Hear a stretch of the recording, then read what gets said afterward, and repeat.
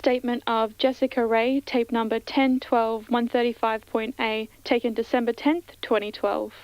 Recorded at the Institute January 9th, 2020 by Eleanor Red, Head Archivist. Statement begins. I wanted to talk to you because, well, honestly, my mum won't have any of it and I just need to get it out of my head. I know it'll sound strange, but then again, I suppose you're used to that. Mum just hasn't been the same since Jane disappeared. I've tried talking to her, but she just brushes me off or tells me to help put up posters or something. Although I guess I haven't really been the same either. Losing a sister is something that changes you. It all started last year, at least I'm pretty sure it did, but to really understand where I'm coming from, you need to know a few things about me first. I love thrift shopping, you see. I know that seems a bit random, but I promise it's relevant to what happened. Our family was never rich, per se, but we certainly had enough money for first-hand clothes and the occasional gift. But there was something about searching through all these second-hand treasures. They had these ghost fingerprints and long-forgotten memories. Each thing had its own hidden story that I knew nothing about, but was still there whether I could see it or not. I know it sounds a little odd to be so into something most people would call trash, but to me it was something special. You have to understand as well, buying something and putting it in my room or displaying it had a certain level of satisfaction, but it was really the search of finding these unique pieces. The hunt. That's what I really loved. You know, sometimes I'd find nothing interesting and go home empty-handed, feeling like I'd wasted my time, and then sometimes I'd return with a bag full. It's like, okay, when I was younger, we went gold hunting. It was one of those tourist things everybody did when they went to this small town. It was so fun sifting through the riverbank sand and dirt to find these small flecks of gold. And sure, the gold was purposely put in the river, and having a little gold-filled bottle at the end was cool, but I honestly couldn't tell you where that bottle is now. The point of it, at least for myself, was the search. I guess I kind of see thrift shopping like that. The other thing is that I love antique or vintage items, things that were old and maybe gave off a strange vibe, or something about it was just off. You know when you find something and for whatever reason it just feels a little weird, like it's been the main character of a book you've never read. It has this whole other side to it you've never known. And possibly that's me projecting onto the items, but I couldn't help it. I remember once I found this lantern that played music when it was lifted, and I fell in love with it. The music would sometimes play randomly, so I always joked it was cursed. Now when I say cursed or haunted, I don't know if I actually believed it back then. I mean, I generally get spooked easily and I love horror-themed stuff, but I think it was the slight adrenaline rush from a jump scare or even just the unknown. I guess it was the mystery of it, that there could be something more in this world. You know, I worked and I hung out with friends, but otherwise I had a really boring life. Believing in ghosts or whatever made everything a little more exciting. Had you properly asked me, I would have said I didn't actually believe in any of it, but it was fun to pretend nonetheless. Keep in mind as well, I'd grown up on creepypasta and reading short horror stories and playing horror games. It was just something me and a lot of friends did. I had come across stories about Lightner and his book collection. Again, I didn't necessarily think everything that was said about them was real, but I was thrilled with the idea of coming across one of his books. I remember reading a forum online once where someone had found his book in a thrift store of all places, and I was determined to do the same. I guess there is a certain irony how long I spent yearning and searching for a Lightner book, not realizing we already had one in the house, or that Jane was the one who ended up finding it.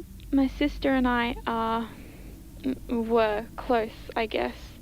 Not like the best of friends. We had a 5-year age gap, and I was too cool to hang out with her when I was younger. But the past few years I've been trying to make up for that. Especially because it's just Mum, Jane and I.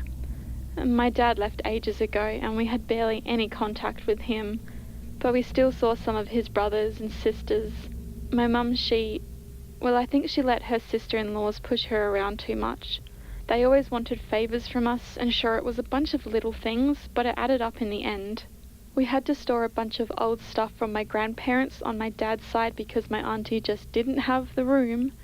We had a small house, so some of it ended up in my sister's wardrobe because our garage was certainly not waterproof. I honestly forgot about it until all this happened. Initially I moaned and threw a bit of a fit when Mum suggested it go into my room, so Jane ended up drawing the short straw. I wonder what would have happened if I just let Mum use my room. Anyway, it began with Jane's night terrors. If you're not familiar with them, basically she'd shake and shiver and sometimes scream in her sleep. God, the first time I was so young I thought she was having a seizure or something terrible was happening to her.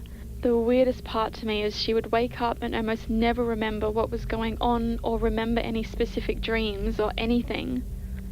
We had a few doctor visits, but they ended up suggesting to lower her stress and prescribed her some sleeping pills to help deepen her sleep. They suggested specialists if it continued, but honestly we couldn't afford it, and it seemed with a strict routine before sleep and the sleeping pills she was doing better. Years passed and she was only having them occasionally, and they were generally quite mild, so just like with anything, we became used to it. And then we get to last year, where they started happening again. Mum thought maybe it was just stress of going to high school and it would pass, but it just never did. If anything, it would just get worse and worse. She would scream and cry in her sleep, waking up exhausted. It kept Mum and I up too. We were also exhausted. Like before, she never remembered her dreams, but I think she was always far more shaken up than she had been before. I don't know, it just felt different this time. Her screams before were if like someone surprises you or a friend hides behind a door and jumps out. A moment of terror, sure, but it passes relatively quickly. But how she sounded now, it was so much more than that, like she was being chased or something horrible was continuously happening to her. It just kept happening. Mum tried to get Jane to go to the doctors, but after the initial one to up her sleeping pill dosage, she refused to see anyone else. Life continued on though, and I spent long nights reading about Lightner as my sister continued to scream. The shift happened when my sister had collected a bunch of odds and ends of her own. She didn't quite share my love of second-hand orphaned objects, but because I was always buying new things and didn't have much space, I'd often pass some of the stuff I didn't care as much about to her. She always thought it was really cool and like I was doing her a favour, but I honestly would have gotten rid of it anyway. The first thing was that she had this strange gold tray. It had these fine engravings wrapping around it and was in far better condition than you'd usually find at a thrift shop. I didn't remember giving it to her, but I just shrugged it off. I had so much stuff, and it had happened before where I'd given her something I completely forgot about. The next time it was Mum who had a talk with me. She was quite upset because Jane had gotten a letter opener, a small silver dagger that was actually sharp enough to cut. This is when I actually stopped and paid attention because I did not give that to her. It was beautifully designed, and I honestly was rather jealous of it. It would have been a very good day if I'd found that, and I would have certainly kept it for myself. It ended up causing a bit of a fight between Jane and Mum, and Jane was in tears and told Mum that she'd gotten it from the book, and it was Mr. Oliverm who promised it to her. Mum didn't remotely believe her, and neither did I. She had a bad habit of telling fibs, and her imagination had always gotten in the way of properly recounting events. It still freaked me out though. I guess I reasoned that perhaps some of her school friends were giving her these items. Maybe they had nicked it from their own family to show off. Anyway, after the letter opener, she stopped showing Mum, but I once caught her with a small silver locket. I asked Jane about it and she pretended she didn't know what I was talking about, but I eventually convinced her to show me if I promised not to tell Mum. When she showed it to me, it was stunning, old, and the silver had slightly tarnished, but you could tell it was beautifully made. It had small serpents chasing each other around the rim. Inside was a small black and white photo of a middle-aged man, I think. It was very faded, and Jane insisted that it was Oliverm. At this point, I was really freaked out, and I finally asked Jane to explain where she had gotten all of these things. Knowing what I do now, I almost wished I'd never asked. She told me about a book she'd found in her closet among the many coats and cards stored by my aunties. She said she only found it because she had dreamt of it. It had been calling to her in her sleep. When she found the book, she said it was magical, like from the stories she'd read when she was younger. It whispered to her, told her secrets about the objects within it. She seemed so convinced and showed me a dozen objects, all of varying sizes, use and beauty, yet she claimed all of them had come from the book. I was so frustrated and, looking back now, scared at this point, so I asked her if the book had listed them and she'd bought them somewhere or someone was sending them to her, but she simply shook her head and told me they were from the book. All she had to do was draw something from her room, and the next morning that object was replaced by something in the book. Normally I would have gotten up at this point, simply dismissed her and walked away, or told Mum that Jane's fibbing had gotten worse again, but this was the final straw.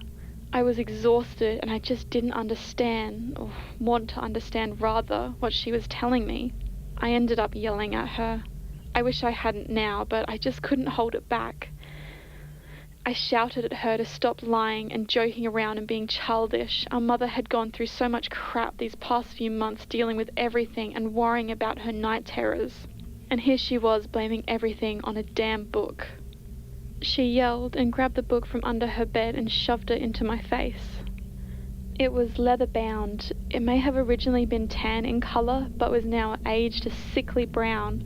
The condition of the spine seemed well enough, and the title in gold was stark against the book. It was one word: Tilbud.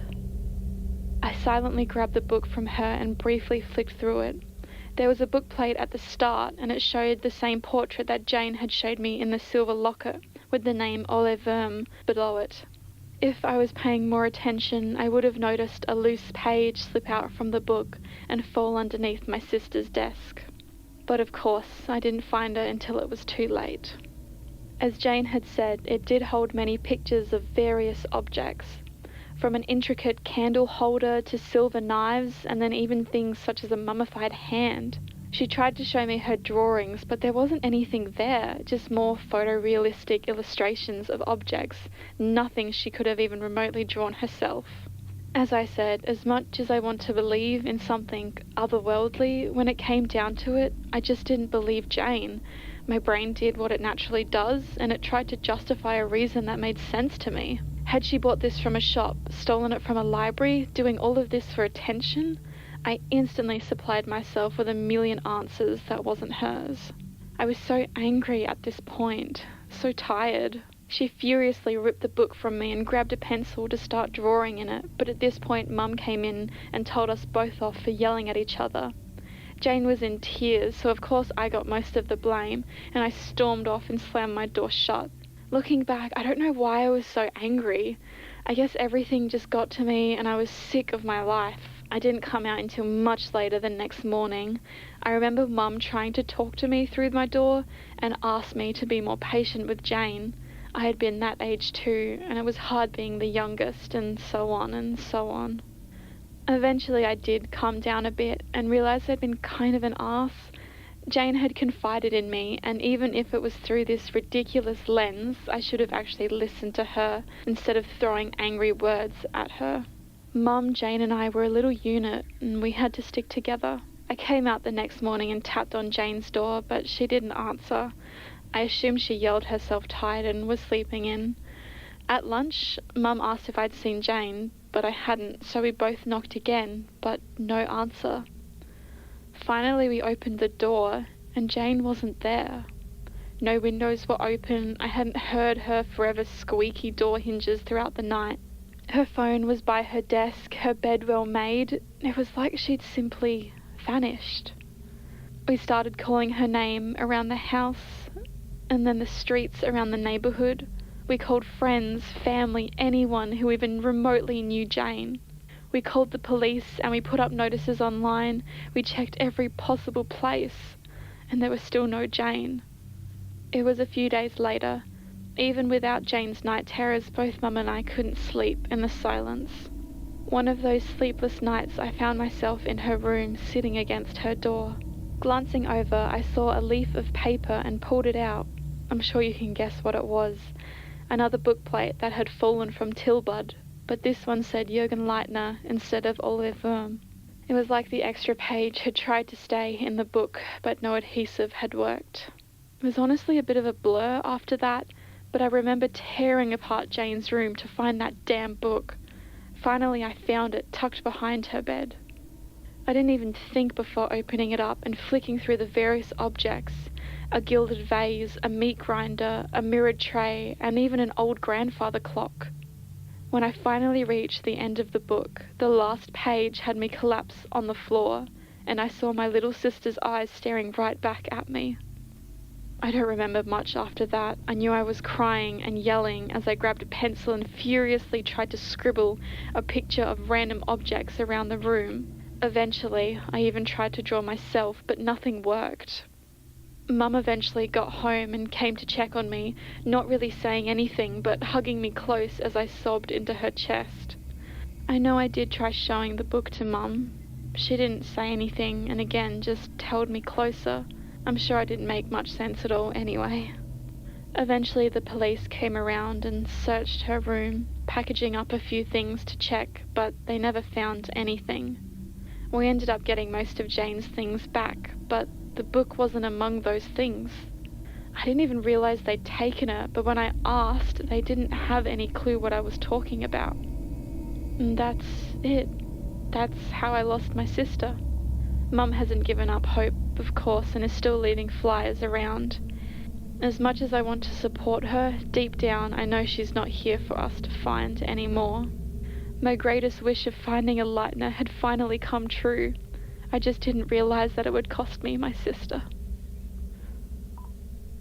The statement ends. As you'd expect, I was hesitant to look further into such a statement made from someone so young, and she was clearly in great distress from losing her sister. But I suppose that's to be expected. Jane Ray did go missing in 2012, and her mother Maggie Ray filed several reports with their local police station. No leads were ever found, as her father and any other contacts all had alibis or no idea where she could have gone, so it ended up being declared a runaway case early 2013. We tried reaching out to Maggie Ray, but she wouldn't respond to any of our messages. We did, however, manage to get in contact with Jessica, and I spoke with her briefly on the phone. She seemed distracted, and weirdly as if she was expecting my call, which was a little disconcerting. I asked some follow-up questions, especially about the Lightner book. I hadn't heard of Tilbud before, so I was skeptical of it being a fake or just not existing at all, but Jessica assured us it was definitely a Lightner and definitely still out there. She also mentioned that she had inherited her sister's night terrors, so I wouldn't be surprised if lack of sleep affected her perception. After the call, we did find one thing, though. One of the researchers managed to find information on Ole Wurm's archive and an extensive list of his library. It had been translated several times, so we are unaware of how accurate it is. One book had very little information but matched the description and was titled Offer, which is the translation of the Danish word Tilbud. The whereabouts of his archive is mostly unknown, as it was scattered after his death in 1654, which resulted in his family auctioning off much of it. But Offer was noted to have stayed with the family. The Wurm family still maintained great wealth and large amounts of unique and rare objects even after selling Ole's archive. However, there was a large increase of mysterious disappearances throughout the family.